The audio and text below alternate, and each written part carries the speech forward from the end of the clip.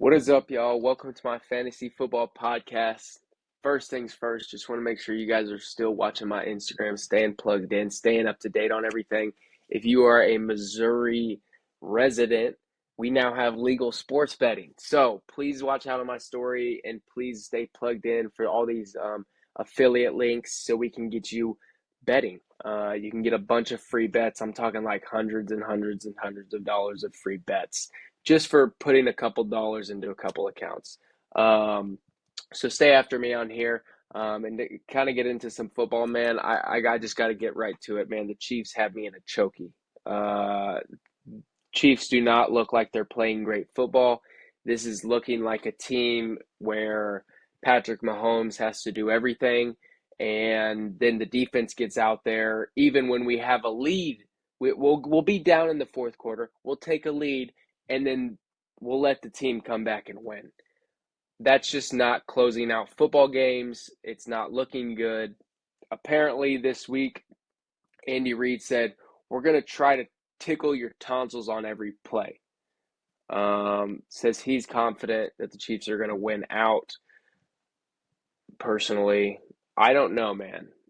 Especially we're about to play the Texans on Sunday with an atrocious offensive line. Almost both tackles could be out and playing probably the best pass rush in the NFL. So it's either going to have to be a quick pass game from the Chiefs, a heavy run game like they beat the Colts with. But man, it's going to take a lot for the Chiefs to win out here. They just have not put good film on tape. I just can't see. I can't take the pedigree and the resume thing anymore. Like I get it. They've been to a couple Super Bowls, but that was like back in February. And with 14 weeks or 13 weeks to the NFL season, they just haven't really done it against good teams. And they haven't done it against bad teams either, which that kind of where it gets me. Getting into my fantasy stuff before we get into the past week in our pick'ems, I just want to say I'm 8-16, still at and above 500 every week. We're being real solid here. We were looking for kind of a 10-11 week, especially because we're trying to get good placement out in the CBS Pick'em leagues. But hey, 54% on the year. I am not mad. That would mean we would be sitting profitable if we were to bet on every single one of these as well. Fantasy wise, I needed a big needed dub in my big money league here. It was kind of a tough opponent too. I think he was actually the number one ranked. So now I'm first and we're tied three ways. It doesn't really matter. 8 teams make the playoffs, but I'm in the playoffs there. I'm going to be in playoffs in all my leagues. So very thankful for that. That's the one thing I can be very thankful for from this past Thanksgiving.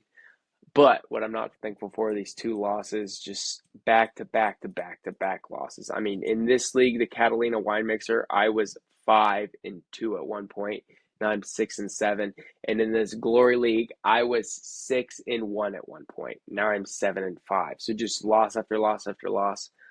Waivers have been there. It's just teams have not been scoring. I think the injuries have just been very consistent, kind of hold me back a little bit in those two leagues. Anonymous league here took a huge dub against the number one, but will be tied at number two because he still has the best record and making the playoffs there. Betting wise, sports betting became legal today. It is December 1st. Well, it's December 2nd now, but it's December 1st today. I gotta say, other than what happened, Mizzou college football was probably my most profitable bet, period. I just lost parlay after parlay after parlay, man. I'm really going to readjust what I'm doing with these parlays. I'm kind of getting better into the player props. I went 7 for 7 tonight on player props. And there's a good reason why I don't bet player props before the sports books were legal. It's because like Prize Picks, Underdog, sleeper. They just give you unfavorable lines and they make you pick two players from opposite teams. And that just puts you in a compromise situation. If you can just bet on one player and be like, I think this guy is going to do X tonight. I was 7 for 7 for that. So I think that's really good for me. I'm not, stressing on this betting today, actually. I just took a lot of the free bets that were out there, did a lot of the no sweat coupons. But I haven't really placed any big bets so far. I'm going to kind of take it slow. I want to see where the public lays on a lot of this stuff. I feel like, especially with the Chiefs playing this week, watch out for the Chiefs to be highly favored in the money public wise. I just think that so many people are going to bang, money that they've been waiting to bring out in the, yeah, look, 83% of the money line on the Chiefs. That's just crazy. Oh, but 71% on the Houston spread. That's pretty crazy. But yeah, not too profitable on the week, but we are profitable and we're profitable on the year. So anytime I'm taking wins, I like it. Chiefs do have me in a chokey though. Let's get right into this segment of picks. Started off the weekend or the week pretty good. Packers picked that one well. Chiefs did not. I just think that the Chiefs are, we kind of talked about it, but they got to strap it up, man. They really got to get it going. Talking about teams getting it going, the Packers played a team that the Lions are struggling, obviously, but the Packers have turned their season around. They found an identity, even with a backup running back, even with a banged up Jordan Love, a crazy wide receiver crew that they can't seem to find a number one. They have found a way to win against good teams. And that's why I like the Packers, man. The good example for the NFL on how to turn your season around. Started high, fell down hard, back on it though. Got to give them some credit. Chiefs just struggling whole way. Cowboys on fire, man. Probably one of the teams to beat in the NFL. Let's see what they can do this week against the Lions. I think that'll be a great game on Thursday night. Bengals, Ravens. I'm glad I picked the Bengals here, and we went back and forth, but I did not expect this. I mean, a blowout, an 18-point blowout by Joey Burrow over Lamar Jackson. Usually these games are shootouts, kind of a classic-wise. This was not. Did not look good. Lamar Jackson looks like he's running in mud, and Joe Burrow was slinging the ball, and they're running the ball pretty well. So, got to give the Bengals some credit. Zach Taylor. All right, buddy, I'll back off you. I was kind of talking a little schmack for a couple weeks, but the head coach of the Bengals, he's doing some good stuff. When he has his quarterback, he knows what he's doing. Bears. We took them at 6.5, and a lot of sports books, they were at 7. We talked, hey, we need them at 7. It don't matter, man. They won by 9. Good for them. Bears are on fire. Got to give some good credit to their defense. We looked at the stats last week. You know what? Let's just go back and look at it now while we're here. They have the most, where is it? Let's go to defensive leaders, season leaders in interceptions. 3 players from their team have the most interceptions in the entire league. Oh, it's broken up now. Jace Horn had an interception this week. Kevin Byron, 6 interceptions, took another one this week. Nashawn Wright, 5 interceptions. Tremaine Edmonds, 4 interceptions. These guys get the ball away, man. That's crazy. Bunch of tackles, bunch of stops. I love this defense. I got to give some credit to Ben Johnson at the head coaching position. We were just talking about it with Zach Taylor one pick ago. Ben Johnson has turned the Bears around. I mean, this is what I'm struggling with the Chiefs. It's like Matt Nagy comes from the Browns after the Browns struggled for so long, and now the Chiefs are struggling. This could totally be a coaching issue for both teams. And Ben Johnson just putting will to paper, run the ball, play defense.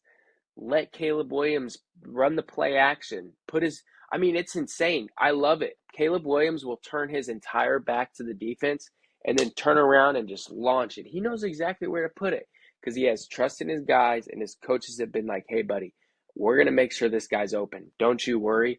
I just need you to execute this how I tell you.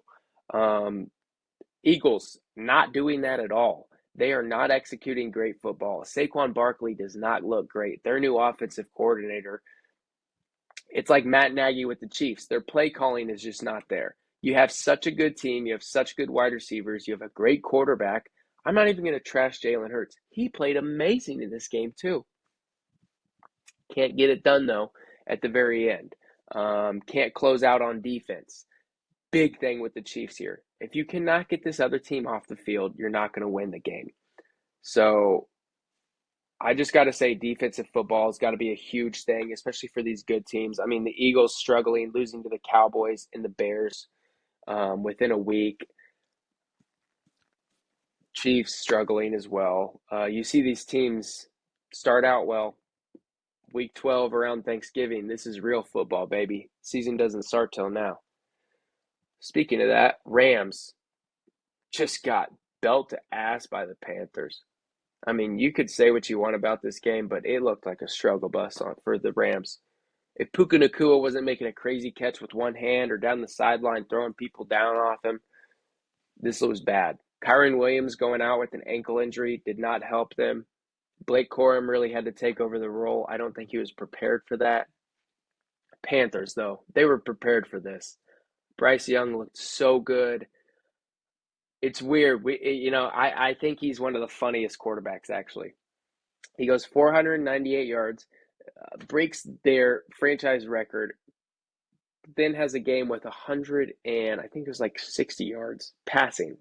And then now he goes up and he beats probably the best team in the NFL. Got to give the defense some credit, obviously, for making big stops when it was needed, forcing a lot of field goals when they could have had touchdowns.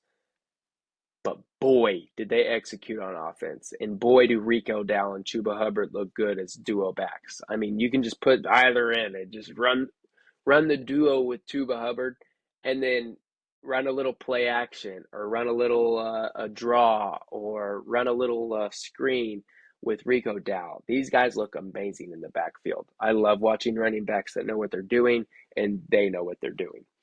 49ers and Browns, speaking of guys that know what they're doing, Christian McCaffrey putting on clinics. I really thought the Browns had them here, especially with the weather. Boy, was I wrong. I had a big bet with the Browns plus like 14.5. I thought that was plenty. And they even had the ball at the end. They could have went down and scored. Put it within 10 or 11. Didn't close out for me. So that's part of the reason why I'm sticking with player props. Texans, Colts. This was a crazy game. I did not like how this was, how the referees were, and the officiating in this game. What I did like is that the Colts kind of looked better, and the Texans looked like they had some offense with CJ. Oh, excuse me. But this was a crazy. I mean, there was a field goal that was probably over the goalpost that they said was good. There was a very questionable pass interference call. There was a couple false start calls that were missed. There were offside penalties that were called that didn't look like they were offsides. Just kind of weird officiating. But in the end, Texans come out with a big dub. Texans looking like a great team to beat. I feel like they're kind of making a script here so that the Texans can act like they're about to bring it to the Chiefs, but boy, do the Chiefs play good at home. And boy, do I think the Chiefs are about to bring it to the Texans at home. My favorite game I have ever seen in person of any sport, obviously football, but was the Texans and Chiefs playoff game where the Chiefs go down 24-0. And Patrick Mahomes and the squad rally and come back. That game I shoveled snow and parked cars and worked for the stadium from 6 a.m. to 2 p.m. I walked in the stadium. The kickoff was at, I think, 3:15, 3:10 or something. I walked in the stadium with frozen feet and stuck out the entire game. I think half of my buddies left through the game that were working with me, but I stuck out the entire game, and boy, did we pull that off. And boy, am I ready for us to whoop their butt this weekend. I don't care that they beat the Texans or the Colts like that, and that even makes the win look better for us because we really brought it to them. So Saints, Dolphins here. Dolphins did a great job at winning, but not a great job at covering. I had them picked for money line, and parlays all over. Glad they covered there. Did not take the 6.5. I thought that was a little egregious, but there was no way we were laying 6.5 with the Saints the way they've been playing. Watch out for the Saints, though. They look okay. They get in scoring position so much, they just have to kick a field goal. Falcons, Jets. Ooh, what a pick. What a pick. In this league, right, or in this pick'em right here, there's usually not a lot of perfect weeks. And this week was not perfect. But the number one guy had 15 correct picks, and his number one wrong was Falcons. He picked. Hey, Jets, I kind of knew they'd bring it. Tyrod Taylor looked really good this weekend. Kind of a good waiver wire pickup, if you ask me. Nick Folk, 56-yard field goal in the weather to end the game to win instead of forcing overtime. Go you, Nick Folk. I love that guy. Fantastic kicker. Cardinals, Buccaneers. Great win by the Buccaneers here. Skin of your teeth for 2.5 points, but you got to take that. Cardinals, Jacoby Brissett look really good. But I think Baker is just executing at such a high level. He knows how to win close games. Kind of what's going on with like Bo Nix and stuff too right now. These guys are closing out tough games. I would say that, most of the time I'd be like, oh yeah, I think Baker Mayfield's a better closeout player. But here, check out this Broncos stat. The Broncos are 10-2 this season, obviously, and they are 8-2 in one-score games. Last year they were 1-6. That comes where they were 1-6 in one-score games, but they were able to go 10-7 on the season overall. Denver's 8 wins in one-score games is the most in the NFL this year. So Denver doing great things on that side, but where's that game at? They did not cover. So they can take a win, especially in their overtime. They had another one this week against a very good Commanders team that looked very good, especially without their starting quarterback. We'll come back up here. Jags, Titans. I had the Titans covering for some reason. I think that may have been a mistake, but I think it may have just been because they were within the Seahawks last week, and I didn't think the Jags were that good. Jags, 4-1 after their bye. Watch out for them. Vikings, Seahawks. What a cover here. 4 interceptions on a rookie QB. Shutout. Doesn't usually happen in the NFL. Kind of embarrassing for the Vikings. I'd say on paper, this looked like an ass whooping, but if you watched it, 13-0 at halftime, couple fumbles on offense from the Seahawks. It looked more like a running game to me. I do not remember JSN's stat line, but I'm sure we can find it real quick. He's been performing at such a high level that I don't think he could have a 5-yard game and it wouldn't really matter. But yeah, 23 yards this past week. So obviously not the targets he's even used to either. 4 targets, 2 receptions. Not on so much path to hit 2,000 yards now, are you, buddy?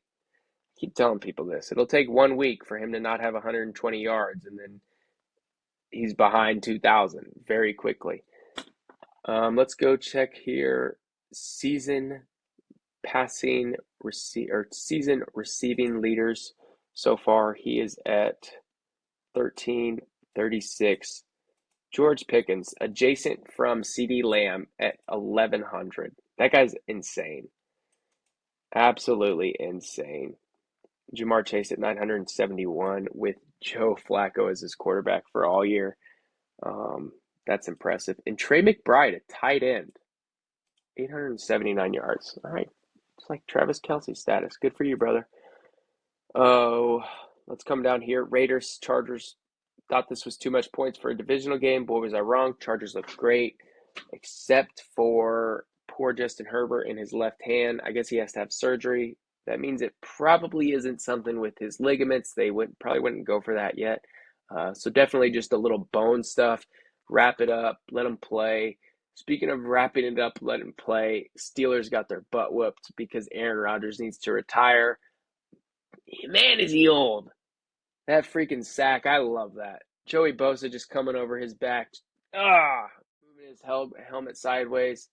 I don't like seeing people hurt, but boy, do I like seeing Aaron Rodgers hurt. That guy just is not very likable, and I think Josh Allen's very likable, and I think the Bills are very likable, and I like that they got after the Steelers here. I thought it'd be a close game. Boy, was all wrong. Aaron Rodgers, you suck. Broncos, we talked about a little bit, skin of their teeth there, but you got to give it to them. They win. Didn't cover at all. Giants, Patriots, we were wafting back and forth here. Even before the game, all weekend, I was like, man, I don't know if they'll cover here. But Patriots special teams, Patriots defense took care of these Giants. I forget his name, but the guy who returned a touchdown for a punt this week had a pick six the week prior. And Drake May looks great. I don't know if he's the MVP, but he looks really good. I think you really would have to give like Coach of the Year to Vrabel before you would give MVP to Drake May. I just think that's more of a path there. Drake May, obviously great quarterback, but I think the system that he's been put in is bliss for him. Public money for this week, just some highlights. I wanted to say that the Seattle's very highlighted on this one. Falcons have been super bad at home, and Dallas is very favored. I'm talking like 93% of the money on +3, headed 2 days into the game. And Houston, 85% of the money there. And Chicago, 87% of the money against Green Bay. Ooh. That's a risky one right there. I don't think the Packers are like the Eagles, man. You got to watch out on that one. Packers will come bite ya. My team, I'm going to have to figure out a little swafter here. I think that I will just get Baker Mayfield back in the lineup. Bucky Irving coming back. God bless you, brother. I swear that's the reason I've been losing. I'm not kidding you. Ever since he's been on IR, I have lost week after week after week after week after week. Devon A-Chain puts up 40 points. It doesn't matter. Everyone else will put up 0. I mean, just check out my wide receivers. Jameson Williams had a couple weeks with 0 points. Before Amon-Ra went out, he had 0 till halftime. Jordan Addison's obviously 0 points because they don't have a quarterback. He's going off the team this week. And pickups on waivers, especially wide receiver-wise, while we're here talking about them. I just wanted to mention Tez Johnson would be a great one. Tyler Warren, if he's out there, I like this. I didn't even think he would be here. Christian Watson's not a bad pickup either. Alex Pierce for Indiana. But honestly, this Indiana team, you kind of want to be careful. Darren Waller, obviously a great pickup. This guy is a touchdown machine. He's had a couple weeks with 2 touchdowns. Yep, 2 touchdowns there. 1 touchdown, 1 touchdown. 0 against Cleveland. Looks like he didn't play. No touchdowns this past game against New Orleans. But I think they're going to try to get him back involved. Looked like he only had about 4 targets there. Bateman would be a great pickup too. Obviously, people are kind of being wafty on the Ravens right now, but I think Lamar Jackson figures that out.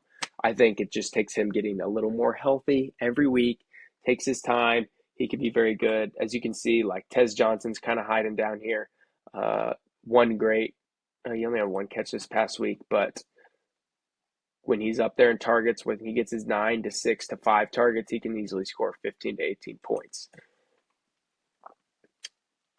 Otherwise, like in ESPN leagues, kind of some deeper leagues, if you have a lot of people in there, looking at like Dorley or Meche for the Jets. I think he's really getting a role here. I think you can trust Tyrod with only 5 points this last week, but on 8 targets, you got to give him a little credit. 8 targets is a lot, and if he gets in 6 of those next week, that would be very good. He only got in 4 this week.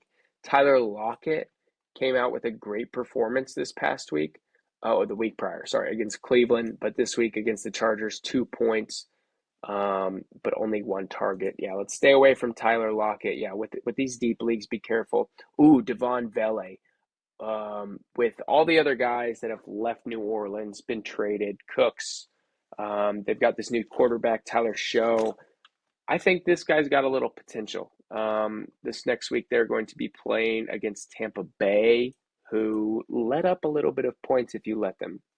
So maybe Tyler Show gets Devon Vele in the end zone this week. We're really looking for touchdowns for these wide receivers. Yards, when you're trying to find these like third option wide receivers, it's kind of hard. Adonai Mitchell, yeah, we talked about him. Tight end wise, if you can find Darren Strange, he's a very good one.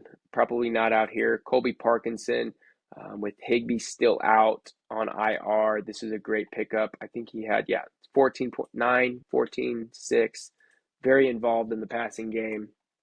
They have a couple other tight ends they like to throw the ball to. But if you're like me, you have like Amon-Ra on your team.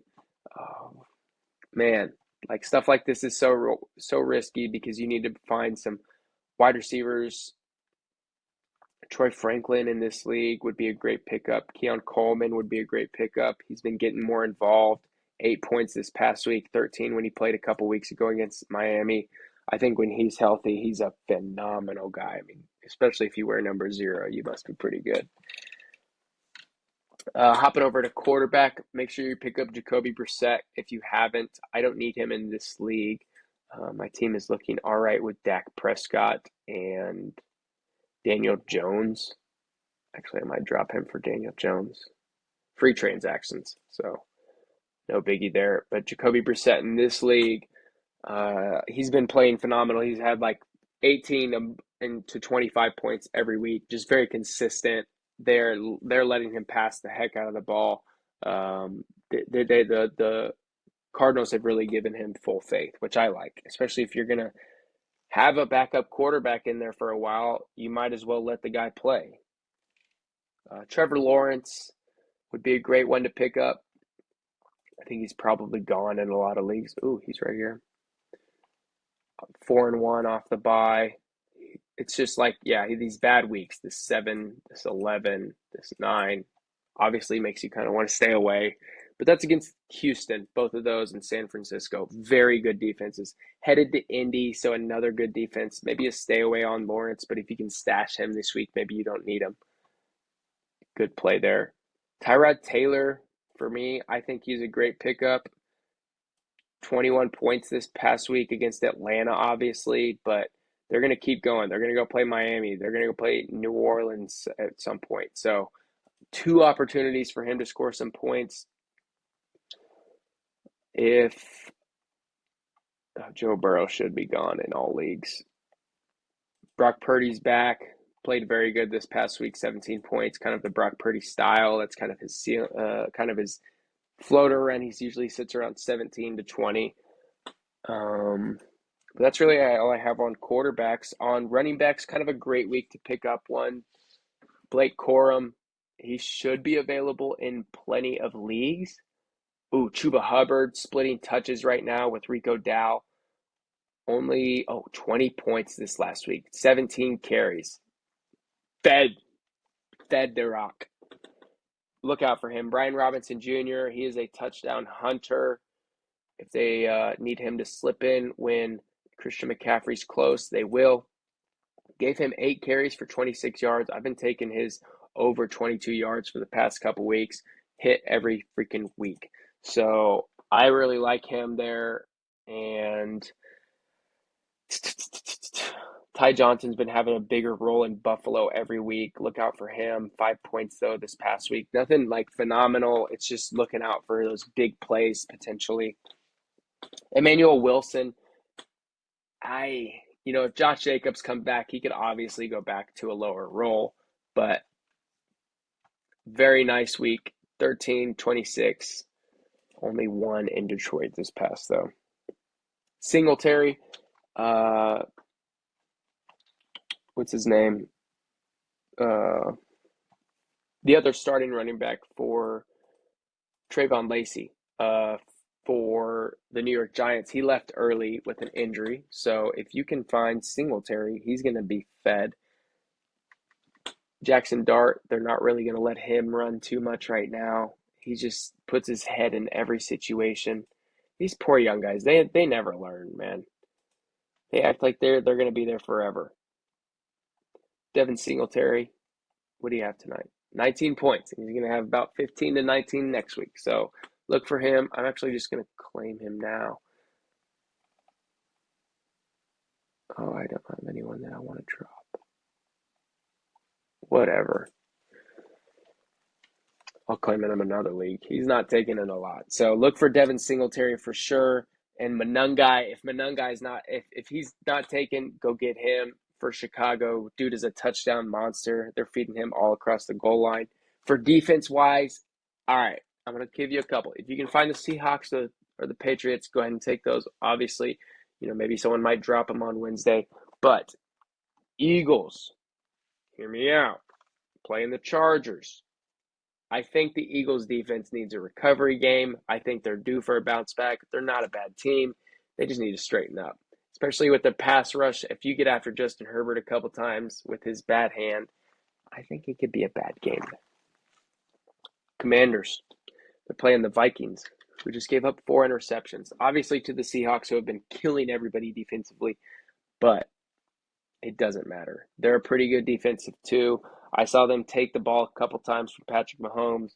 Obviously, one was a drop, but you got to be ready for that. And that means you're a good defense if you're ready to be catching drops off people. So I just got to give some good faith to the Commanders this week on waivers. Fantasy-wise, I'm entering into one playoff this week. I think it's this league, actually. Go to the standings and projected playoff. Week 14 and week 15. Here we are. I'm in the playoffs. Seeded third. Let's get to it, man. I'm ready for this. 2 weeks of points playing against Mr. Jovan. Let's see where we're at, man. I'm excited for this one. Other leagues just need to close out the year. Keep up on my waivers.